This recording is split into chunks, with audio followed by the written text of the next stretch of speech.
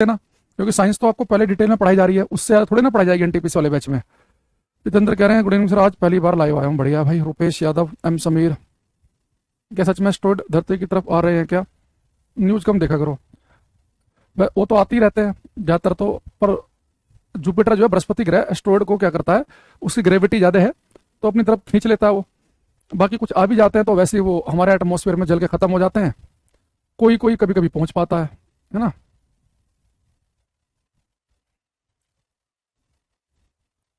ठीक। Horse shape magnet का direction कैसे पता चलेगा? वही है, magnetic field line north pole, एक जो हॉर्स शेप था ना, हॉर्स शू, इधर से निकलेंगी और इधर को जाएंगी, या इधर से निकलेंगी इधर को जाएंगी, तो नॉर्थ पोल से निकल के साउथ पोल की तरफ को जाएंगी मैग्नेटिक फील्ड लाइन।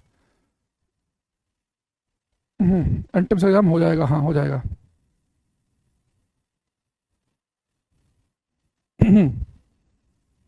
क्रांति बैच में मैथ होता ही है तो फिर ठीक है, बढ़िया है, फिर क्या जरूरत है। चलो अब यहाँ पे आओ। अब हमने लास्ट क्लास में आपको एक चीज बताई थी, जैसे कि हमने यहाँ पे एक मैग्नेट ली, मैग्नेट, और मैंने कहा था कि हम 12 मैग्नेट का एग्जाम्पल लेके चलेंगे। ये नॉर्थ पोल है, साउथ पोल है, यही पढ़ना है हमारे सिलेबस में, समझो एक तरीके से यही है। तो मैग्नेटिक फील्ड लाइन जो है वो नॉर्थ पोल से उनकी डायरेक्शन जो होती है साउथ पोल की तरफ को होती है, बाहर की तरफ, नॉर्थ से साउथ।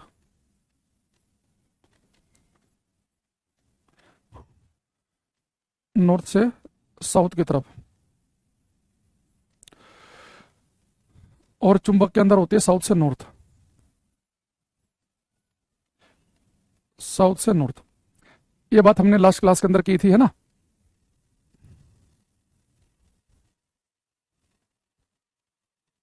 सही कहा कौत्सव घोष। डॉक्टर जो कह रहा है उसे भाई अनुसरण करो उसका। अब बेटा यहाँ पे देखना, जैसे मेरे पास में जो ये जो हमने बनाई थी यहाँ पे magnetic field lines, last class में पढ़ा था हमने मैग्नेटिक फील्ड लाइंस, जैसे हम इंग्लिश में भी बोलते हैं magnetic lines of force. Hindi हमने ना बोला था चुंबकीय बल रेखाएं, चुंबकीय बल रेखाएं। देखो, मैग्नेटिक फील्ड लाइंस, चुंबकीय बल रेखाएं, यहां बड़े ध्यान समझना। बेटा मेरे पास जो मैग्नेटिक फील्ड लाइन है, जो चुंबकीय बल रेखा है, अगर आप इसके किसी पॉइंट पे एक टेंजेंट खींचो, स्पर्श रेखा खींचो, टेंजेंट, स्पर्श रेखा, तो जैसे टेंजेंट समझते हो ना आप, टेंजेंट स्पर्श रेखा होती है जो एक ही पॉइंट पे स्पर्श करे, तो आप इसके किसी पॉइंट पे टेंजेंट स्पर्श रेखा खींचोगे, ठीक है, वो टेंजेंट, वो स्पर्श रेखा आपने यहाँ पे, एक चुंबकीय बल रेखा है ये, मैग्नेटिक फील्ड लाइन है ये, इसके किसी बिंदु पर, इसके किसी बिंदु पर अगर आप एक टेंजेंट खींचेंगे, एक स्पर्श रेखा खींचेंगे, तो बेटे टेंजेंट स्पर्श रेखा आपको उस पॉइंट पर मैग्नेटिक फील्ड की डायरेक्शन बताएगी। यानी इस पॉइंट पर मैग्नेटिक फील्ड की डायरेक्शन इस तरफ को है, इस पॉइंट पे इस तरफ को है, इस पॉइंट पे इस तरफ, इस पॉइंट पे इस तरफ, इस पॉइंट पर इस तरफ, और यहां से अंदर घुस रहा है। तो मैग्नेटिक फील्ड लाइन जो है, चुंबकीय बल रेखा जो है, इसके किसी बिंदु पर खींची गई स्पर्श रेखा, टेंजेंट हमें क्या बताती है, एग्जाम में क्वेश्चन आता है, अगर किसी चुंबकीय बल रेखा के किसी मैग्नेटिक फील्ड लाइन के ऊपर एक स्पर्श रेखा खींच दें, तो स्पर्श रेखा में उस बिंदु पे बताएगी कि मैग्नेटिक फील्ड चुंबकीय क्षेत्र की दिशा किस तरफ को है। ठीक है, तो यहाँ पे लिखेंगे हम the tangent, the tangent, the tangent, Hindi में लिखवा देंगे अभी, the tangent at A point on magnetic field lines, the tangent at a point on magnetic field lines gives the direction of magnetic field at that point। Hindi में लिखेंगे चुंबकीय बल रेखा के, चुंबकीय बल रेखा के किसी बिंदु पर, चुंबकीय बल रेखा के किसी बिंदु पर खींची गई स्पर्श रेखा उस बिंदु पर चुंबकीय क्षेत्र की दिशा बताती है। The tangent at A point on magnetic field line gives the direction of magnetic field at that point. तो आप इससे किसी बिंदु पर अगर आप किसी पॉइंट पर एक स्पर्श रेखा खींचे तो वो स्पर्श रेखा आपको बता रही है कि इस पॉइंट मैग्नेटिक फील्ड की डायरेक्शन इधर को, इस पॉइंट पे इधर को, इस पॉइंट पे इधर को, इस पॉइंट पे इधर को, इस पॉइंट पे इधर को, इस पॉइंट पे इधर को, इस पॉइंट पे इधर को जाएगी। तो मैग्नेटिक फील्ड के डायरेक्शन पता लगाने के लिए हम क्या करते हैं, उस बिंदु पर चुंबकीय बल रेखा के किसी बिंदु पर एक स्पर्श रेखा खींच लेते हैं। अब यहां से अगले पॉइंट आप मुझे बताओगे, अगर मैं आपसे पूछूं कि क्या दो चुंबकीय बल रेखाएं, क्या दो मैग्नेटिक फील्ड लाइन एक दूसरे को इंटरसेक्ट कर सकती हैं, क्या काट सकती हैं, क्या दो चुंबकीय बल रेखाएं एक दूसरे को कट कर सकती हैं कि नहीं। ये 10th क्लास में 2 नंबर का फिक्स क्वेश्चन है जो हर साल आता है लगभग। टीजीटी के लिए नफे क्या ये टॉपिक, और टीजीटी में हेल्प करेगा, बाकी तो जितना एक्स्ट्रा पढ़ सको बढ़िया है। एनटीपीसी बैच ले या ना ले, हमने शुरू में बता दिया है, शुरू से देखना क्लास। अब देखो मैंने क्या कहा आपसे कि ये भाई लिख तो दिया पे, दोबारा क्या बोलना, लिख रखा है चुंबकीय बल रेखा के किसी बिंदु पर खींची गई स्पर्श रेखा उस बिंदु पर चुंबकीय क्षेत्र की दिशा बताती है। इंग्लिश में अलग से लिख दिया, the tangent at A point on magnetic field line gives the direction of magnetic field at that point. कि चुंबकीय बल रेखा जो होती है इसके किसी बिंदु पर अगर आप एक टेंजेंट खींचोगे तो आपको चुंबकीय क्षेत्र की दिशा बताएगी। अच्छा दूसरी चीज बेटा, दो मैग्नेटिक फील्ड लाइन कभी एक दूसरे को इंटरसेक्ट नहीं कर सकती। क्यों? देखो अगर मान लो आपने मान लिया कि भाई चलो आपने मान लिया कि भाई इंटरसेक्ट कर रही हैं तो चुंबकीय बल रेखाएं एक दूसरे को काट रही हैं, चलो मान लेते हैं, अगर एक दूसरे को काटेंगी तो बेटा इस कटान बिंदु पर, इस इंटरसेक्शन पॉइंट पर आप दो टेंजेंट खींच सकते हैं। एक टेंजेंट खींच सकते हैं इस वाले के हिसाब से और एक टेंजेंट खींच सकते हैं इस वाले के हिसाब से। यानी कि अगर दो चुंबकीय बल रेखाएं एक दूसरे को काट रही होंगी तो इस कटान बिंदु पर दो स्पर्श रेखा, दो टेंजेंट खींच जाएंगी। और टेंजेंट तो हमें डायरेक्शन बताती है मैग्नेटिक फील्ड की, यानी एक ही पॉइंट पर मैग्नेटिक फील्ड की दो डायरेक्शन आ जाएंगी। यानी एक ही बिंदु बताया जा रहा है कि चुंबकीय क्षेत्र की दिशा इधर को भी इधर को भी है, जो कि प्रैक्टिकली संभव नहीं है। किसी एक पॉइंट पर मैग्नेटिक फील्ड की डायरेक्शन एक ही तरफ, एक ही डायरेक्शन में हो सकती है। तो दो चुंबकीय बल रेखाएं कभी एक दूसरे को नहीं काट सकती हैं, क्योंकि कटान बिंदु पर हम दो स्पर्श रेखा, दो टेंजेंट खींच सकते हैं जो कि हमें दो डायरेक्शन बताएंगी। अगर वो दो डायरेक्शन बताएंगे, जो कि प्रैक्टिकली संभव नहीं है कि एक ही बिंदु पर मैग्नेटिक फील्ड की दो डायरेक्शन होना, एक पॉइंट पर मैग्नेटिक फील्ड चुंबकीय क्षेत्र एक ही दिशा में हो सकता है। ठीक है, तो यहां पर लिखेंगे हम, इसमें लिखेंगे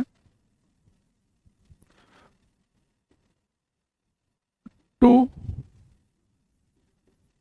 magnetic field lines never intersect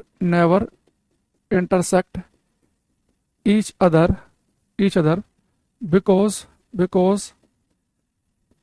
at intersection point two tangent can be drawn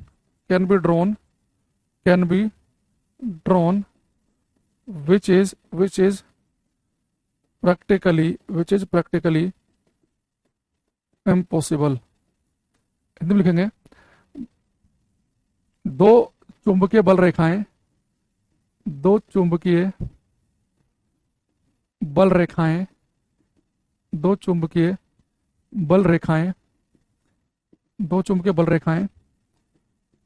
कभी भी एक दूसरे को नहीं काटती हैं, कभी भी एक दूसरे को नहीं काटती हैं,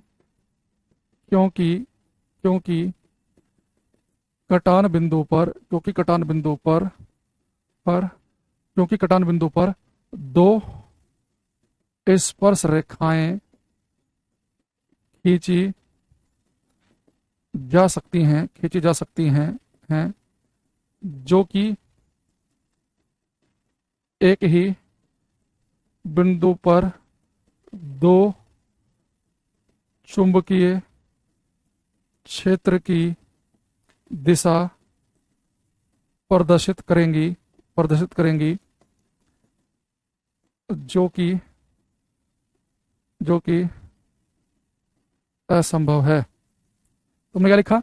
दो चुंबकीय बल रेखाएं कभी भी एक दूसरे को नहीं काटती हैं, क्योंकि अगर हमने ऐसा मान लिया अगर वो काटेंगी तो क्या होगा, कटान बिंदु पर दो स्पर्श रेखाएं खींच लेंगे, तो ये दोनों स्पर्श, मान लो कि दोनों आपस में एक दूसरे को काट रही हैं, तो इस पॉइंट पर टेंजेंट स्पर्श रेखा की दिशा ये हो गई, इस पॉइंट पर ही हो गई। तो क्योंकि कटान बिंदु पर दो स्पर्श रेखाएं खींची जा सकती हैं जो कि एक ही बिंदु पर चुंबकीय क्षेत्र की दो दिशा प्रदर्शित करेंगी जो कि असंभव है। तो पेपर में आपसे क्या करेगा, वो 3-4 ऑप्शन बना के पूछेगा, बताओ चुंबकीय बल रेखाओं के बारे में कौन सा कथन सत्य है, कौन सा असत्य है। तो एक तो हमने कल पढ़ा परसों की क्लास में पढ़ा हमने, कल तो क्लास नहीं हुई थी, कि एक तो हमने क्या पढ़ा कि जो चुंबकीय बल रेखा है इनकी दिशा चुंबक के बाहर नॉर्थ से साउथ होती है, अंदर होती है साउथ से नॉर्थ। तो ये सही हो गया। एक बोलेगा कि अगर हम इससे किसी बिंदु पर स्पर्श रेखा खींचेंगे तो वो स्पर्श रेखा में चुंबकीय क्षेत्र की दिशा बताएगी, बिल्कुल ठीक है। तीसरा, ये आपस में नहीं काट सकती हैं, क्यों नहीं काट सकती? अगर हम अगर ऐसा मान लेके काट रही हैं तो एक ही पॉइंट पर दो डायरेक्शन हो जाएंगी मैग्नेटिक फील्ड चुंबकीय क्षेत्र की, जो कि संभव नहीं है। ठीक है। अच्छा, अब अगले बात है। अब इसमें अगर मैं आपसे कहूं कि भाई मैंने कुछ मैग्नेटिक फील्ड लाइन चुंबकीय बल रेखाएं बनाई, ये मैग्नेटिक फील्ड लाइंस बनाई मैंने, चुंबकीय बल रेखाएं।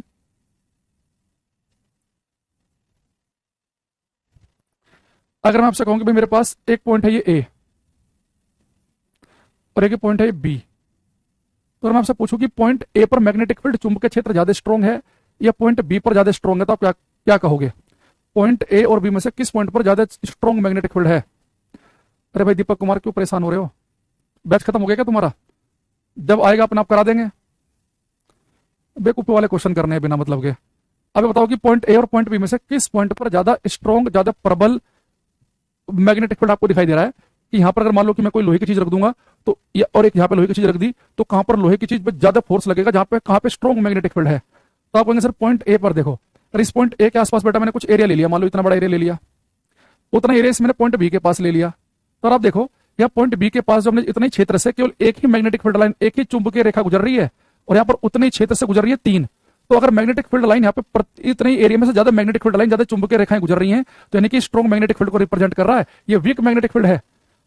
या आप ये भी कह सकते हैं कि अगर यहीं पे अगर मैग्नेटिक फील्ड लाइन बहुत ही नजदीक नजदीक हो, जैसे अगर आप इस वाले जगह पे देखो चुंबकीय बल रेखाएं आपको नजदीक नजदीक दिख रही हैं, तो अगर चुंबकीय बल रेखाएं नजदीक नजदीक होती हैं तो वो स्ट्रॉन्ग मैग्नेटिक फील्ड को रिप्रेजेंट करती हैं, और दूर दूर होंगी, फैली फैली सी होंगी, वो वीक मैग्नेटिक फील्ड को रिप्रेजेंट करेंगी। यानी इस पॉइंट पर मैग्नेटिक फील्ड को लिखते हैं बी से, इस वाले पॉइंट पर मैग्नेटिक फील्ड B1 है और यहाँ पे B2 है, तो B1 ग्रेटर देन होगा B2 से। तो यहाँ पे लिखेंगे इफ इफ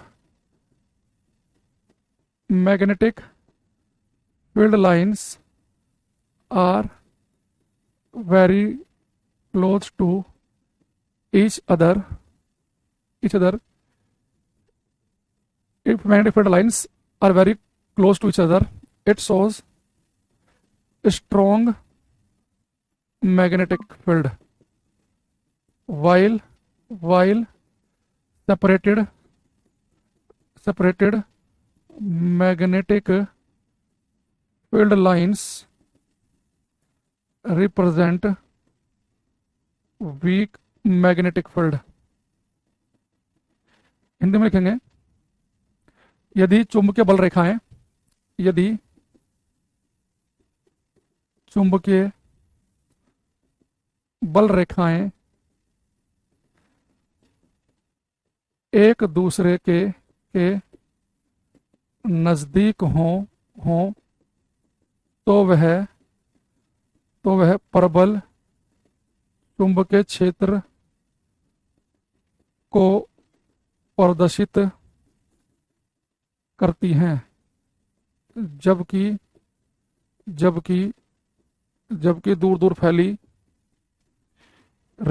जबकि दूर दूर फैली रेखाएं दुर्बल चुंबकीय क्षेत्र को प्रदर्शित करती हैं। यदि चुंबकीय बल रेखाएं एक दूसरे के नजदीक हों तो प्रबल चुंबकीय क्षेत्र को प्रदर्शित करती हैं, जबकि दूर दूर फैली रेखाएं दुर्बल चुंबकीय क्षेत्र को प्रदर्शित करती हैं। ठीक है। अब यहाँ पे एक बात समझो कि अभी हमने एक पॉइंट में आपको बता देता हूं चुंबकीय बल रेखाओं की प्रॉपर्टी का। ये बस सिंपल आपको प्रॉपर्टी ध्यान रखनी है कि नजदीक नजदीक है तो स्ट्रॉन्ग मैग्नेटिक फील्ड, फैली फैली है तो कमजोर। ये तो आप वैसे भी कर लेते हैं एग्जाम में, थोड़ा सा दिमाग लगाने की कोशिश करते हैं। या इसके अलावा इनकी डायरेक्शन क्या है, बाहर को नॉर्थ से साउथ, अंदर साउथ से नॉर्थ की तरफ को है। या इसके अलावा एक अलग सा पॉइंट याद रखना कि टेंजेंट स्पर्श रेखा क्या करती है, वो मैग्नेटिक फील्ड की डायरेक्शन बताती है कि मैग्नेटिक फील्ड किस तरफ को चल रहा है, उसकी दिशा क्या है। या इसके अलावा दो आपस में इंटरसेक्ट नहीं कर सकती, उसकी वजह क्या है आपको हमने लिखवा दिया है। ठीक है। अब यहाँ पर अगर बेटा मैं कभी मैग्नेटिक फील्ड लाइन को जो होती है अगर मैं उन्हें दिखाऊं बिल्कुल पैरेलल और इक्यू डिस्टेंस, यानी कि बराबर दूरी पर है, जितना डिस्टेंस यहां पर है उतना यहां पर है। पैरेलल एंड इक्यू डिस्टेंस यानी कि इनके बीच का गैप भी बराबर होना चाहिए, बिल्कुल बराबर। तो अगर समानांतर और समान दूरी पर अगर मैं ऐसे चुंबकीय बल रेखाओं को दिखाऊं, तो अगर कभी मैंने आपकी क्लास में ऐसा बना दिया कि भाई एक मैग्नेटिक फील्ड है, ये एक चुंबकीय क्षेत्र है और मैग्नेटिक फील्ड को मैंने ऐसे दिखा दिया कि पैरेलल लाइनों से और उनके बीच का सेपरेशन भी बराबर है, तो ये आपको एक समान चुंबकीय क्षेत्र बताता है, यानी कि यूनिफॉर्म मैग्नेटिक फील्ड, यानी कि जितना मैग्नेटिक फील्ड यहाँ पे स्ट्रॉन्ग है उतना यहाँ पर है, उतना यहाँ पर, यानी हर जगह समान चुंबकीय क्षेत्र है। इसकी तरह नहीं होगा कि भाई यहाँ पे स्ट्रॉन्ग है और यहाँ पे कम कमजोर होते होते तो यहाँ पे बहुत ही कमजोर हो गया। तो समानांतर और समान सेपरेशन हो, इक्विव डिस्टेंस, अगर आपके सामने मैग्नेटिक फील्ड लाइन बना दी तो ये एक समान चुंबकीय क्षेत्र को प्रदर्शित करेंगी। तो लिखेंगे parallel parallel and equidistant magnetic field lines represent uniform magnetic field. समानांतर समांतर और समान दूरी पर व्यवस्थित चुंबकीय बल रेखाएं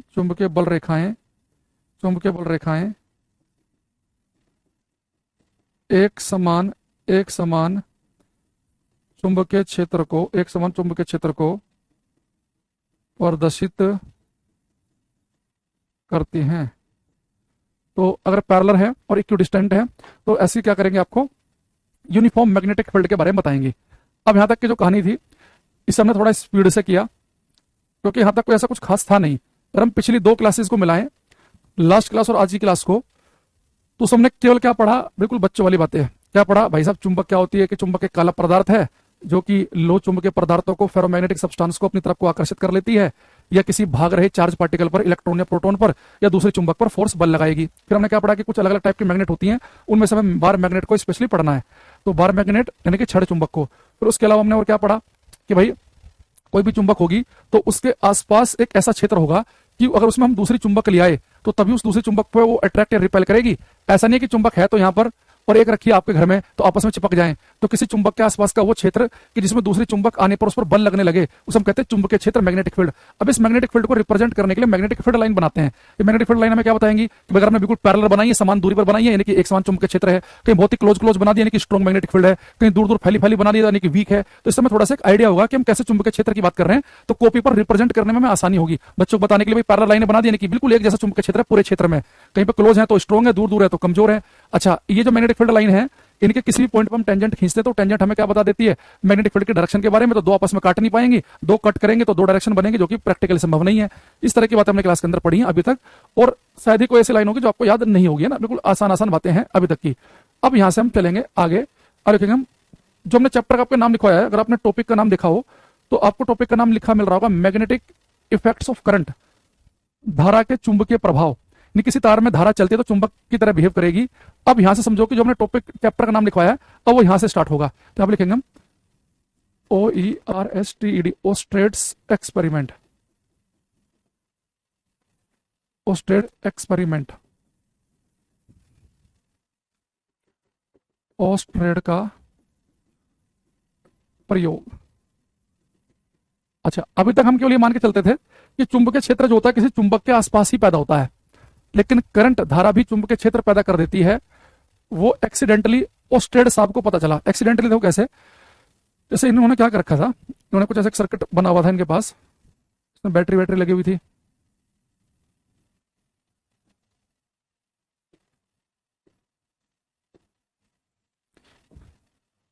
यहाँ पे स्विच लगा हुआ है,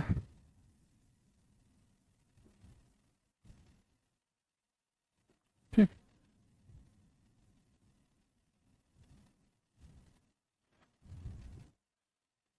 ये बैटरी है, ये पॉजिटिव टर्मिनल, ये नेगेटिव बैटरी। ये स्विच है जिसे मैं ऐसे लिख देता हूं यहाँ पे। ये मेरे पास में एक वायर है, मान लो कि PQ, ठीक। अब एक दिन क्या हुआ, ये ओस्टेड साहब का कोई ऐसे एक लैब में काम कर रहे थे, उसमें एक सर्किट था, कोई बैटरी थी, वो बैटरी किसी चीज से उन्होंने तार वार से जोड़ रखी थी। ये स्विच अभी ऐसे खुला हुआ था अभी। अब उन्होंने क्या करा कि इनके पास एक ऐसे एक मैग्नेटिक कंपास पड़ी हुई थी, चुंबकीय कंपास। उन्होंने कंपास थी कि इनके पास में,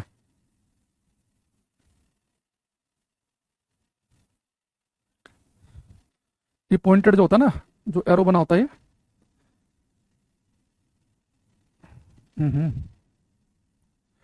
ये नॉर्थ पोल को रिप्रेजेंट करता है, ये इधर साउथ, ठीक।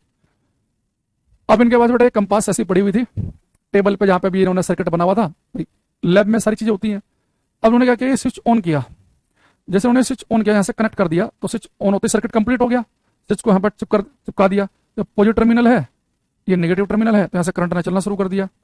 अब ये करंट चल रही है, चल रही है, चल रही है, चल रही है, चल रही है। अब जैसे ये करंट इस तार से पास हुई,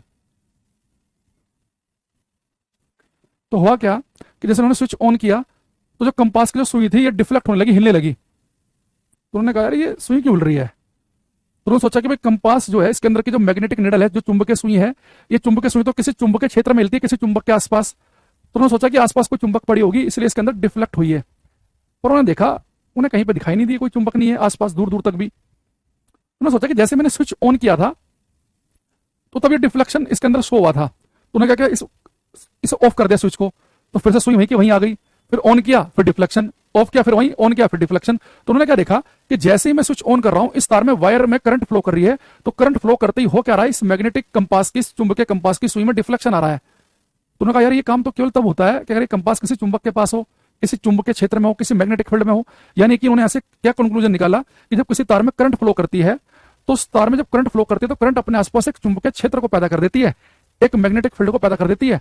अब ये कंपास जो है मैग्नेटिक फील्ड में रखी हुई है, इसलिए इसके अंदर डिफ्लेक्शन हो रहा है।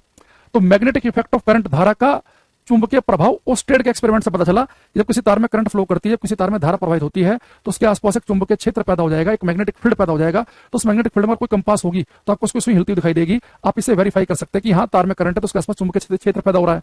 पेपर में इसे क्वेश्चन पूछ लिया उसने, जब किसी तार में करंट फ्लो करती है, तो उसके आसपास कौन सा क्षेत्र पैदा होता है, मैग्नेटिक फील्ड। ये बात किसने बताई, ओस्टेड साहब ने। क्या लिखेंगे हम, when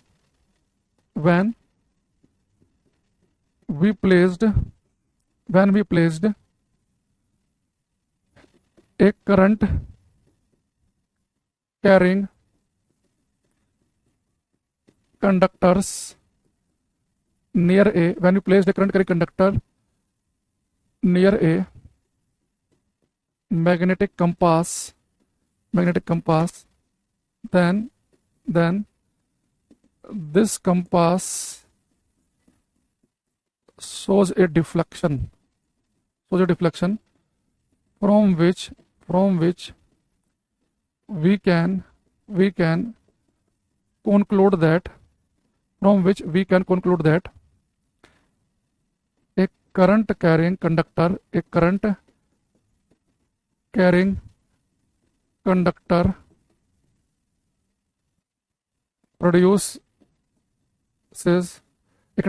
produces a magnetic field।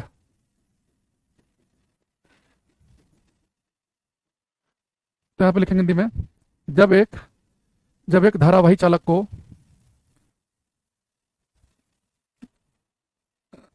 जब एक धारावाही का से धारा बह रही हो, करंट कैरिंग से करंट कैरी कर रही हो, बह रही हो।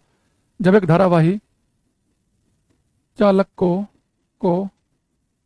किसी चुंबकीय कंपास के पास रखा जाता है, तो यह चुंबकीय कंपास एक विक्षेपण यानी कि डिफ्लेक्शन, एक विक्षेपण, तो यह चुंबकीय कंपास एक विक्षेपण प्रदर्शित करती है,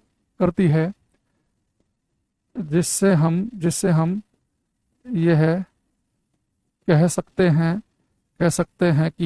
कि धारावाही चालक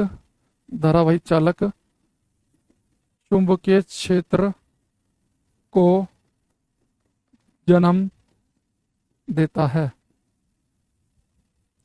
तो हमने क्या बोला कि किसी तार में अगर करंट फ्लो करेगी, तो उसके आसपास कोई मैग्नेटिक कंपास रखी हो, तो उसके अंदर आपको अगर डिफ्लेक्शन शो होगा, तो इससे हम ये कंक्लूड कर सकते हैं, आपको डिफ्लेक्शन शो होगा, इसकी सुई मान लो पहले यहाँ थी तो आपको डिफ्लेक्ट होती हुई दिखाई देगी। तो सब ये बता सकते हैं कि धारावाही चालक जो होते हैं, करंट कैरिंग कंडक्टर जो होते हैं, चुंबकीय क्षेत्र को जन्म देते हैं। ठीक है, तो यहाँ से हमारा चैप्टर का हमने नाम डाला था, वो यहाँ ओस्टेड के एक्सपेरिमेंट से वो शुरुआत हो रही है। इससे पहले केवल बहुत ही बेसिक बातें थी।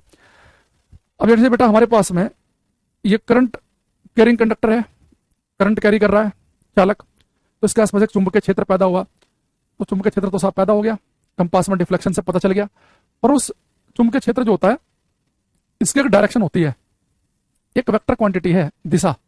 जैसे हमने बताया कि बार मैग्नेट में कहा कि इसकी डायरेक्शन होगी नॉर्थ से साउथ की तरफ, अंदर होगी साउथ से नॉर्थ की तरफ।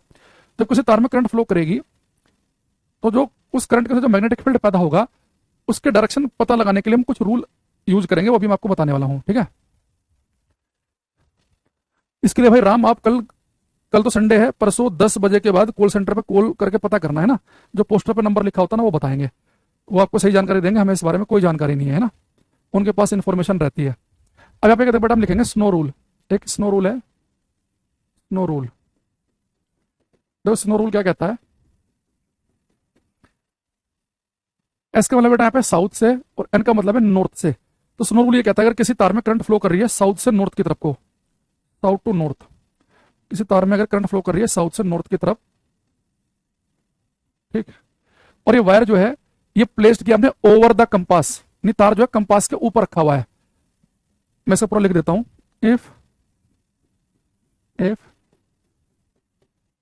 Current is flowing, if current is flowing in a wire from south to north and wire is placed over the compass, then if current is flowing, तो नंबर बंद बता रहा है, तो बेटा वो नंबर इस समय बंद बताएगा ही, ये कोई समय थोड़े ना है, उस समय मैंने बताया तो कि 10 से 5 के बीच में कॉल करना तो नंबर लगेगा वो, ठीक है।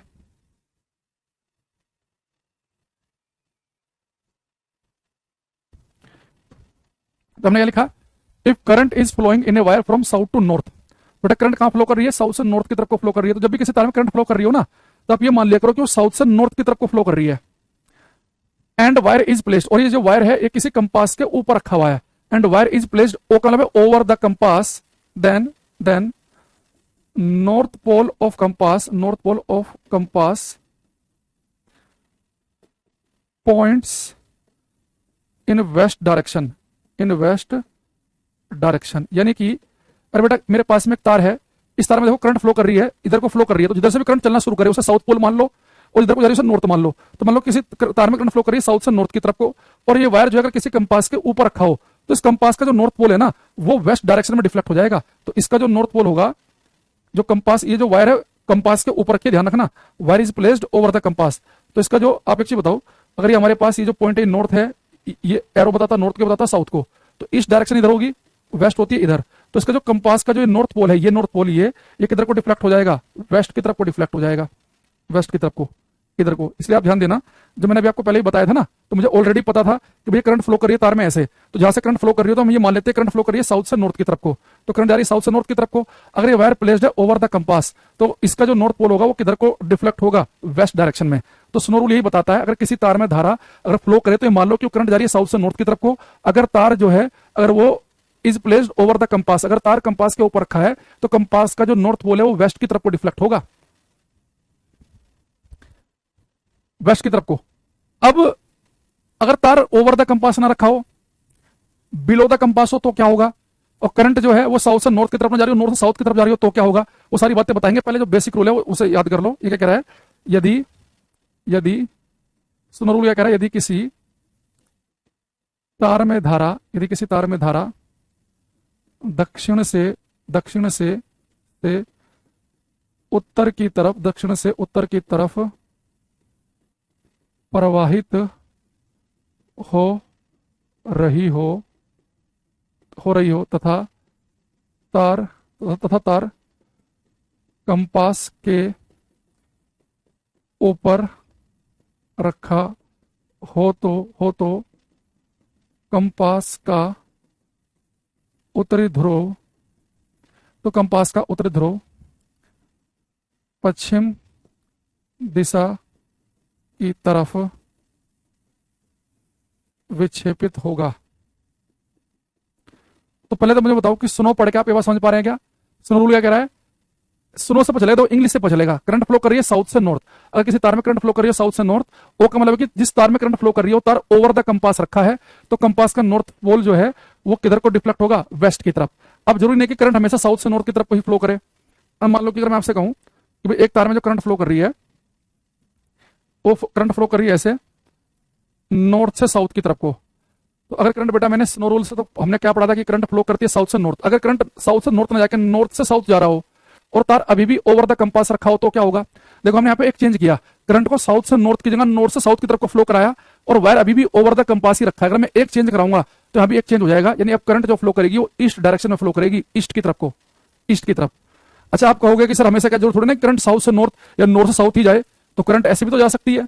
जब अगर करंट ऐसे भी जा रही हो ना, जैसे मान लो कि करंट जा रही है ऐसे, तो भी अगर आप अपने मन से मान लो कि अगर करंट ऐसे जा रही है तो मान लो कि भैया ये साउथ है और ये नॉर्थ है, तो फिर से मान लो कि करंट जा रही है साउथ से नॉर्थ की तरफ को।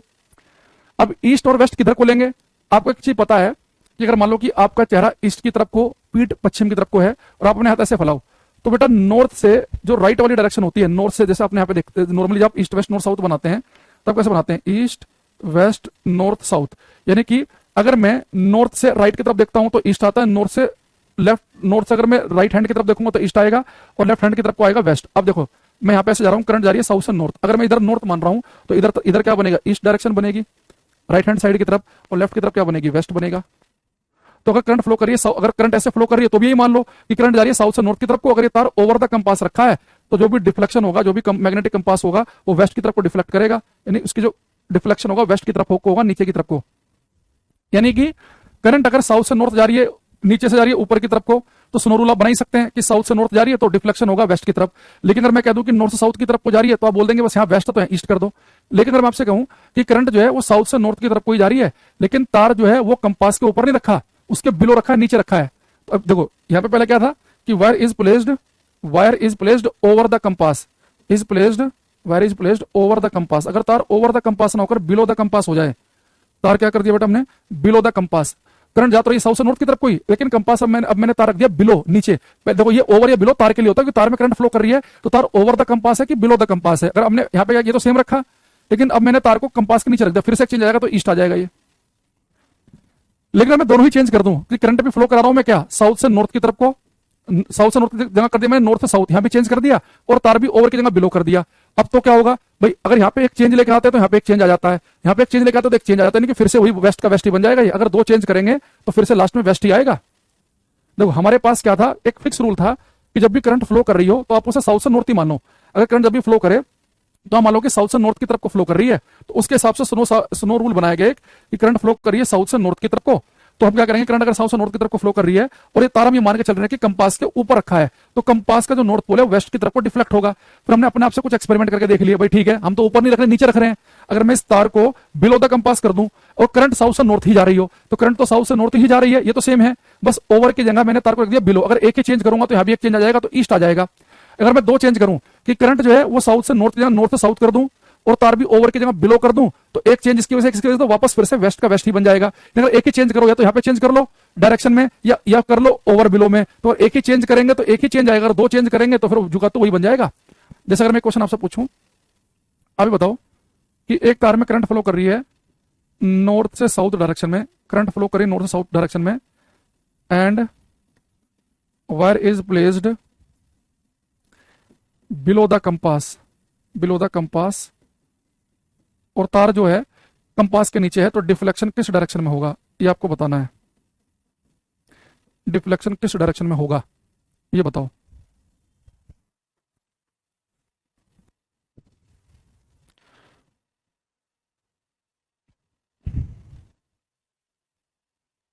करो ये।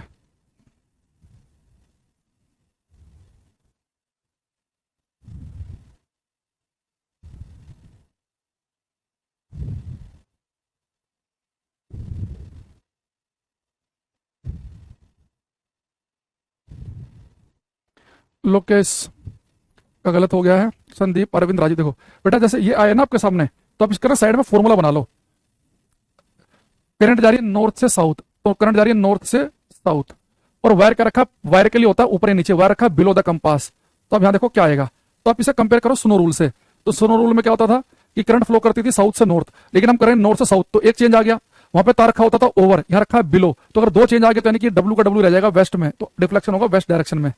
अगर एक ही चेंज होता तो ईस्ट आता, दो चेंज से वापस वही वेस्ट बन जाएगा।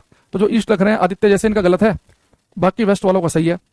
भाई हमने क्या पढ़ा कि करंट फ्लो करनी चाहिए साउथ से नॉर्थ और तार होना चाहिए ओवर द कंपास, तो वेस्ट आता है। लेकिन हमने क्या कहा कि करंट जानी चाहिए साउथ से नॉर्थ, नॉर्थ से साउथ, और तार ओवर द कंपास नहीं बिलो द कंपास होना चाहिए। तो एक चेंज यहाँ पे आ गया, एक चेंज यहाँ पे आ गया, तो फिर से वही हो जाएगा दो चेंज में। अगर एक ही चेंज होता तो फिर आपका वेस्ट की जगह ईस्ट आ जाता, ठीक है। लेकिन ये रूल बेटा हो गया पुराना, अब इसे कोई पूछता नहीं है स्नो रूल को कि तार में करंट फ्लो कर रही है ईस्ट से वेस्ट या वेस्ट सॉरी नॉर्थ से साउथ की साउथ से नॉर्थ, कि तार ऊपर है कि नीचे है, डिफ्लेक्शन कहां होगा, ये पूछना बंद कर दिया। इवन अब ये बोर्ड के एग्जाम में भी स्नो रूल नहीं पूछते हैं। अब इसकी जगह एक नया रूल आया, अब उसे देखेंगे हम, right hand rule. Right hand thumb rule.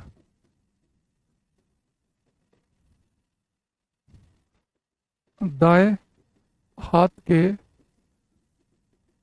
अंगूठे का नियम।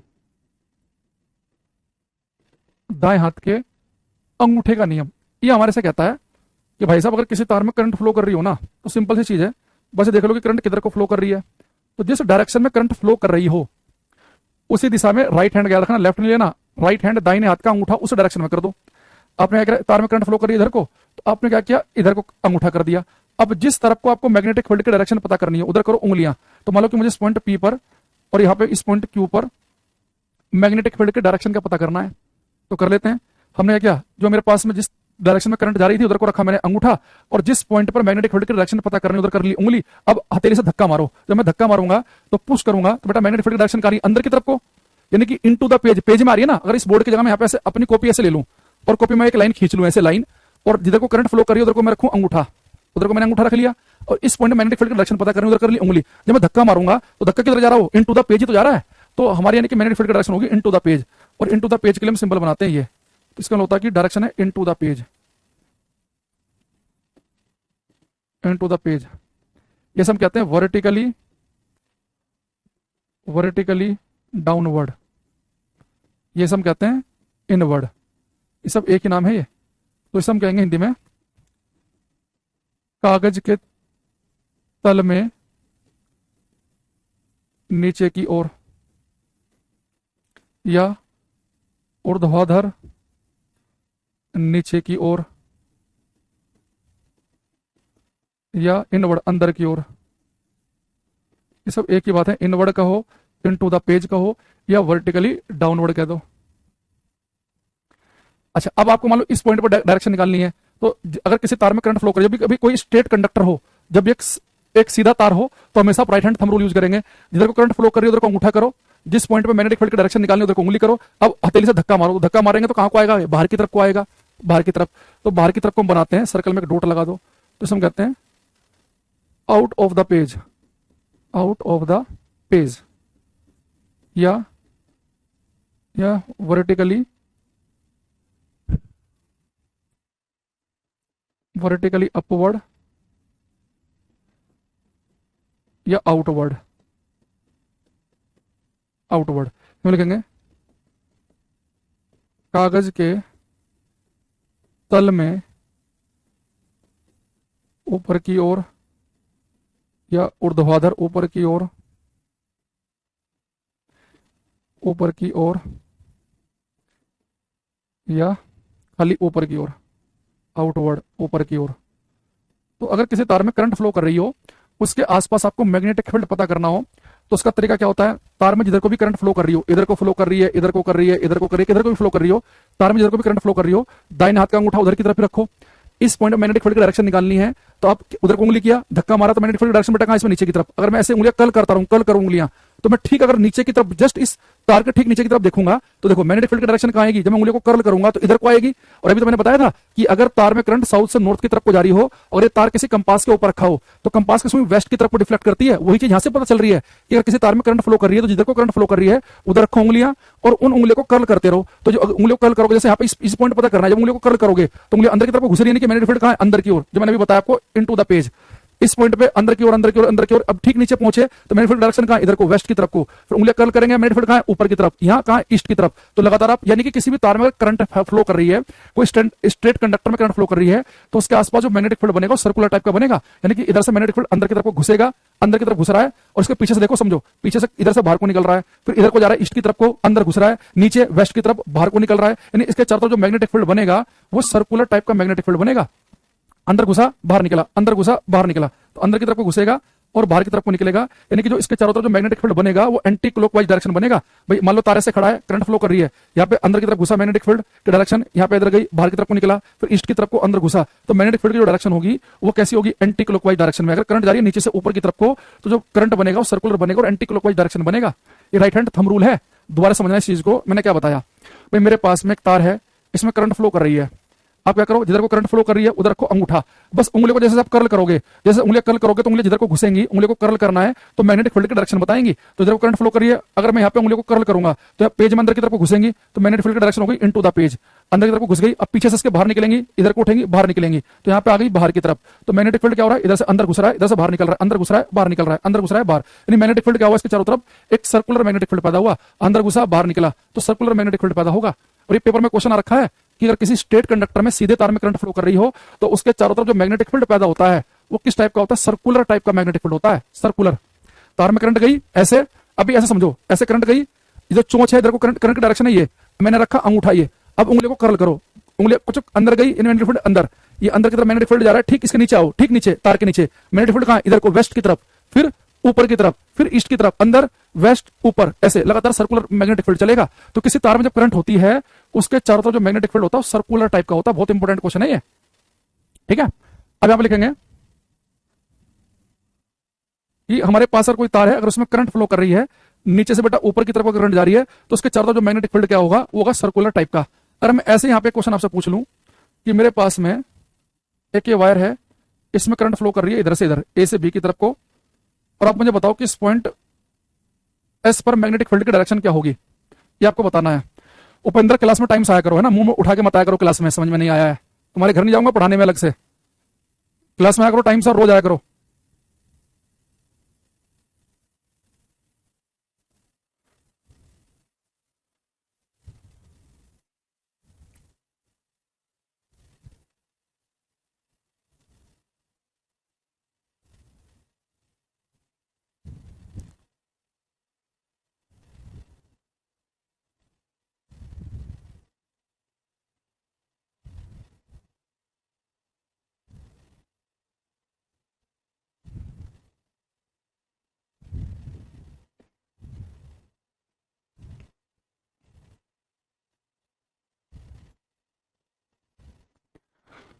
देखो आपने क्या करना, जब भी स्ट्रेट कंडक्टर दिखे आपको, सीधा तार दिखे, तो आपने क्या करना, राइट हैंड थंब रूल लगाना है। तो जिधर को करंट फ्लो कर रही है उधर को अंगूठा रखो, और जिधर मैग्नेटिक फील्ड पता करना है उधर रखो उंगली, अब धक्का मारो, या तो धक्का मारो या उंगली को कर्ल करो, या उंगली को आप कर्ल करेंगे उंगली अंदर घुसेंगी, या धक्का भी मारेंगे हथेली से तो अंदर की तरफ घुसेगा, तो मैग्नेटिक फील्ड की डायरेक्शन क्या होगी इस पॉइंट पे, इनटू द पेज, कागज के तल में अंदर की ओर, इनटू द पेज, ठीक है, इनटू द पेज आ जाएगी। भाई आपको पता है कि जब भी किसी स्ट्रेट कंडक्टर में करंट फ्लो करेगी, आपको इस पॉइंट पे पता करना है, तो जिस तरफ को करंट फ्लो कर रही है उधर को आपने अंगूठा रखा, और जिस पॉइंट पे मैग्नेटिक फील्ड की दिशा पता करनी है वहां पर रखी उंगली, और उंगली रख के उंगली को कर्ल करो, तो उंगली अंदर की तरफ घुस रही है, ये हथेली से धक्का मारो, तो धक्का किधर को लग रहा है, अंदर की तरफ, तो उंगली अंदर से अंदर की तरफ को कर्ल करेंगे, इधर को मैग्नेटिक फील्ड अंदर की तरफ होगा, फिर यहां से जाके यहाँ इस पॉइंट पर पूछता तो बाहर की ओर, तो मैं यहाँ पे कोई पॉइंट बना दूं जेड, तो इसमें मैग्नेटिक फील्ड की डायरेक्शन क्या होती है, बाहर की ओर, उंगली अंदर घुस रही है, मैग्नेटिक फील्ड अंदर की तरफ, यहाँ बाहर की तरफ, अंदर बाहर ऐसे चलेगा। तो जरूरी नहीं कि तार ऐसे रखना है, ऐसे रख के भी आप कर सकते हैं, तो आप इनवर्ड भी कह सकते हैं, इनटू द पेज भी कह सकते हैं, वर्टिकली डाउनवर्ड भी कह सकते हैं, वो आपकी मर्जी है कि आप उसे क्या कहना चाह रहे हो, ठीक है। चलो आज के लिए इतना रखते हैं, अभी 9 बजे क्योंकि यूट्यूब पे भी क्लास है, तो उसमें मैकेनिक्स के क्वेश्चन कर रहे हैं, तो वहां पे भी आप आ जाना 9 बजे। तो अभी के लिए इतना ही, बाकी मिलेंगे अब हम मंडे को, ठीक है। तो इसे पढ़ कर आना, इसी चैप्टर का लेवल धीरे धीरे बढ़ेगा, तो थोड़ा सा पढ़ के आना इसे, ठीक है। Bye, thank you.